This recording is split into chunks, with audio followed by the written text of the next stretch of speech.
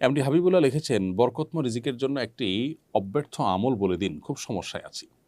ভাই হাবিবুল্লাহ, আল্লাহ তালা আপনাকে বরকতময় রিজিক দান করুন, আমরা মনে প্রাণে আল্লাহ তালার কাছে দোয়া করি এবং সেই সাথে আপনাকে আমরা পরামর্শ দিব। রিজিকের আল্লাহ তালার পক্ষ থেকে রিজিক এবং রিজিকে বরকত লাভের 10টি চাবি, এই মর্মে একটা ভিডিও আমাদের আছে, বেশ অনেক বছরের পুরনো। এই বরকত লাভের 10টি চাবি নামক ভিডিওটি আপনি যদি দেখেন, আশা করা যায় সেখানে আপনি রিজিকের মধ্যে যেন বরকত লাভ হয়, কল্যাণ যেন হয়, আল্লাহ যেন রিজিক বাড়িয়ে দেন, তার জন্য অনেকগুলো উপায় উপকরণ বলা আছে। এর মধ্যে থেকে একটা হলো তাকওয়া অর্জন করা।